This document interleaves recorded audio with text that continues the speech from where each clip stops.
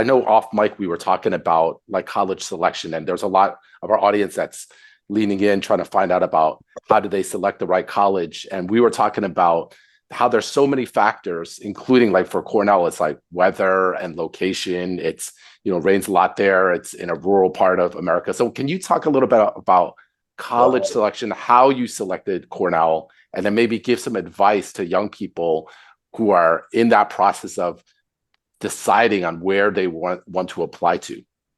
Yeah, no, I'm glad you asked that. It's a good question. It's a very important question. And I'm glad it came up because uh, any school has its own particular culture and characteristics and attributes. Cornell is known for a lot of things. It's actually a very, very good school for in many, you name it, it's ranked top 10, top 20 at the least. But most important for me, for selecting a school for me, is things like location. Now, for me, Cornell is in a very remote area, meaning it's about an hour and some from Syracuse, the closest big city, and 2 hours in Rochester, and 4.5, 5 hours in New York City.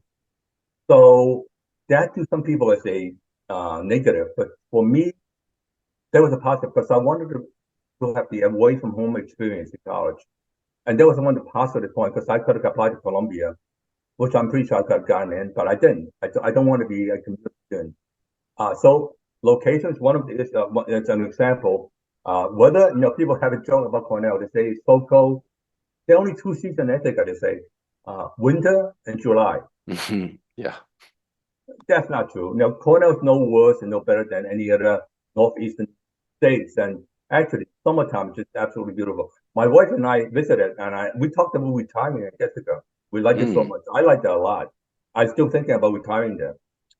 So whether Cornell location, cost, for some students, the cost of tuition and all that is important. So size of the student body, what kind of faculties, what kind of students you have. Most importantly, it's an important point. What are the requirements for that school?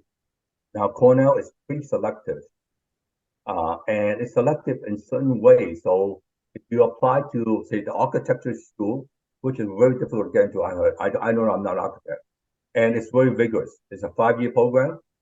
And the requirement to be an architect is one of the things you must do is have an industry. Most other schools don't have that requirement. They do. And so, okay, so then another one, requirements. And other students, are there other people like you? Are you going to be comfortable going to school but only like 5% Asian, or well, for me anyway, or otherwise? And how competitive are the classes? Is it difficult? Is it easy? Cornell is not the kind of place you get an easy A. For me anyway, all the classes I took are very rigorous and hard. I had an A- average my last year, which is very difficult. I had to work for it. That was my last year. A lot of engineering students do make the first year, they get cut off. Now, how do I know this? Because I was actually a CS1 student consultant. So I did well enough in my computer classes. So I applied for a job to professor, and my job was to help the student in that introductory computer class do their homework. So I know many of them, many are struggling with knowing how to compute code. Back then, I don't know about now, but back then, computer science is not a known topic. It was before the PC, before Macintosh, for all that. So I know a lot of freshmen struggle with computer science, and they didn't make it. They just drop out or transfer out freshman year. And so ultimately, the most important question is the school that you're thinking about a right fit for you? It might not be. For any number of reasons. I named the ones that I thought about, but there are many other things. It's the school right for you. So what kind of school, what kind of colleges within Cornell has 7 undergraduate branches. So you could an architect, engineering, arts and science, and so on. The ag school is very famous for their biology program. So if you like biology, Cornell is the place. It's the place. Very strong biology program on biochemistry, microbiology, and so on. I know that because I went to work in the food industry for way out of college, and many of my colleagues in these companies, Fortune 500 are from Cornell. Mm. Management, they're all food science, biology related. As known for Cornell, famous for its biology program. By the way, one more thing about Cornell, I don't know if it's important to you, but the food is fantastic. I mean, I know cafeteria food before and after college, and Cornell came out number one. Yeah. I still think about it because the clam chowder at the Georgia, I miss that. Yeah.